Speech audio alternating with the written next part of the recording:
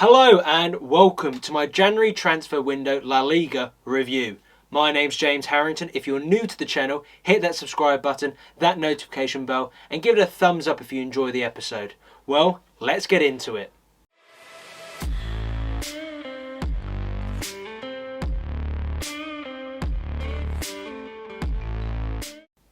Now you might be sitting at home thinking, James, you've left this content a bit late. The window closed nearly a week ago. Why would I just stop you there? The reason why I've done this is because I wanted to mull it over.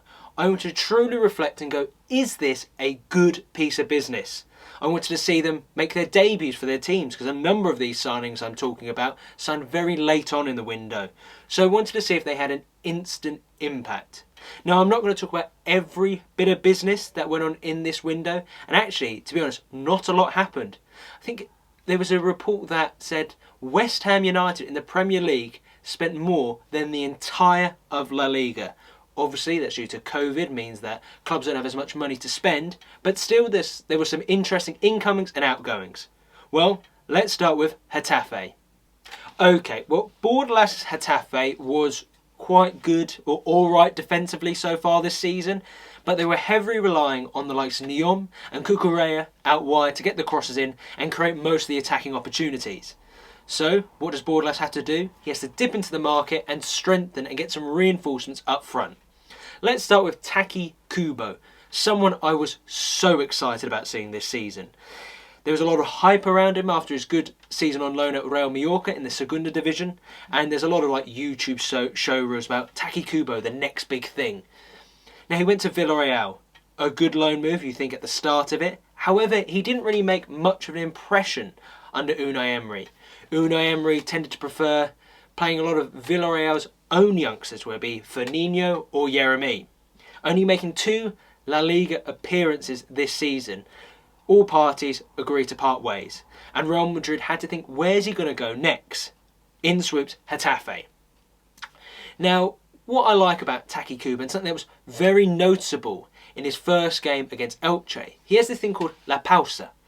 It's, with the frenetic nature of football and everything's going on, he can have a moment of stillness to create some space, unlock defensive and incisive pass.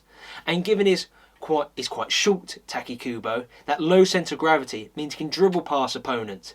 And he made an instant impact against Elche, drawing in the fouls, getting in the cross that got them the penalty. And Taki Kubo seems to have been an exciting addition to the Getafe front line. The other loan signing that Bordalas made was Carlos Aleñá from Barcelona. Now, at the start of the season, Carlos Aleñá had hoped he could work his way into Koeman's plans, but only made 5 appearances. So he went out on loan to get some game time. He was on loan actually last season at Betis, played quite well, but his best campaign for the Blaugrana was in 2018-19, where he made 27 appearances. Now, Carlos Aleñá is a very good playmaker. He came through La Masia, which is the Barcelona academy, and he's able to link the midfield lines to the attacking lines. Good dribbler, good passer. And the thing that he has over Kubo is probably his physicality. He's much taller, so he can help out in the defensive ranks. He is an asset to Getafe because he's very versatile. He can play behind the striker or out wide. So Getafe really have strengthened their attacking options. I think it's a good loan for both players, not just because they can get first team football immediately and help out their new club, but also they can use Getafe as a platform to, if they have a good campaign, work their way into the first team plans of Real Madrid and Barcelona. Etienne Capoue to Villarreal. Now, Etienne Capoue, the Frenchman at 32 years old, made 181 appearances for Watford since his move from Tottenham in 2015.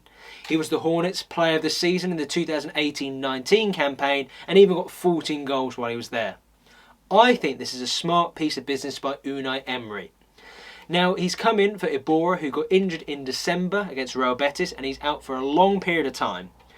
Now, Etienne Capoue is strong in the air, very physical, good at recovering the ball, has good passing ability, and I think is slightly more mobile than Iborra.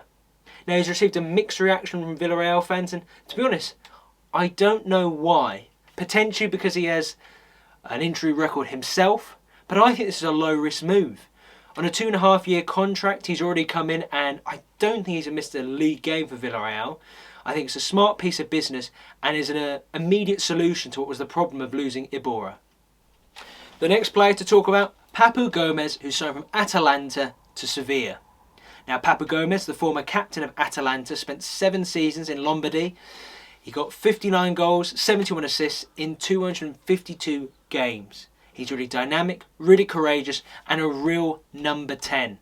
And he's going to fill that Eva Banega-shaped hole at Sevilla. Even though he fell out with the manager Gasperini, I think he'll be remembered fondly by Atalanta fans because he was a real leading figure in their charge for the Champions League.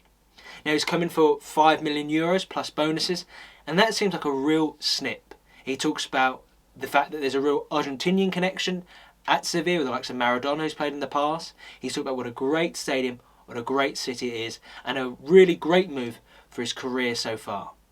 Now he's come in and he's made an instant impact. He got a goal in his debut versus Getafe. He can do a drop of the shoulder, can dribble past players, and is a real creative outlet. I'm excited to see Papu Gomez, and I think it's a really good piece of business for Sevilla.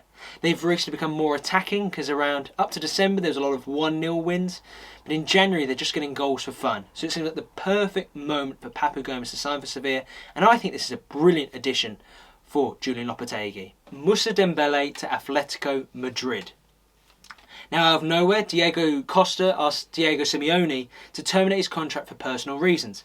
Simeone honoured that request, but that left Atletico Madrid light in attacking options up front. They go and get Moussa Dembele on a loan to buy option. I think it's a €1.5 million loan with a €33 million option to buy. He got 45 goals for Lyon since he's moved from Celtic in 2018. However, he only got 1 goal this season. Now he's coming to a side with Luis Suarez at top, who is the Liga top goal scorer. So he's a good option to have off the bench. And I think that's what Moussa Dembele is. He's a substitute option because Atletico Madrid tend to play a 3-5-2 with Luis Suarez supported with a more dynamic, youthful player like João Felix or Ángel Correa. Now, Moussa Dembele, if he is an off-the-bench option, is a brilliant option for Atletico Madrid. And they've got so many great substitutes, the likes of Kondogbia, Vitolo, Ángel Correa, and now Dembele. He's a composed finisher, good off-the-ball movements. Unfortunately, though, we haven't seen him have his debut yet in La Liga. And now he's recently tested positive for COVID-19, so he'll be self-isolating for a bit. As I say, I think it's a good signing by Diego Simeone, and I'll be interested to see his goal-scoring exploits for the rest of the campaign. So now I'm going to talk about some players who have departed Real Madrid, and I think what has been quite questionable pieces of business by Los Blancos. That is Martin Ødegaard and Luka Jović. Let's start with Martin Ødegaard. A lot of people have heard about Martin. He came onto the scene when he was 16, signed from Strømsgodset to Los Blancos, is a Norway international, and was seen as a real prodigy. However, he hasn't really featured at the Bernabeu since he signed, going out on loan to the likes of Heerenveen, Vitesse, and Real Sociedad. Real Sociedad was his best performance today. A real number 10, getting, I think it was 7 goals, 9 assists, and another stat of the Norwegian that is impressive. In his time at Real Sociedad, he made 75 passes to teammates that led to shots on goal. A real playmaker and a real creative asset. Now, this season his loan was cut short at Real Sociedad. It was supposed to be 2 years, but they cut it short after 1 year. Real Madrid, with the idea of bringing him more into the first team. However, he hasn't really featured, and now he asked the club to go out on loan to Arsenal. Now, I find this questionable by Zinedine Zidane, because if you're not going to play Isco, who's slightly older, and he's frustrated himself, why not loan out Isco and keep Martin and play him more? However, he's now gone to Arsenal. I think that's a good move for Arsenal. They've got some great attacking players, but some of them haven't hit the form that they were last season. Let's take Aubameyang, for example. So he's come in to add some more attacking thrust to the side. I watched him against Aston Villa and he made a positive impact, really dictating play and giving some tempo to the Arsenal team. He even had the best chance of the game but missed it, unfortunately. I really don't understand this piece of business by Real Madrid, but I hope that this works out for Martin at Arsenal because he is a great talent.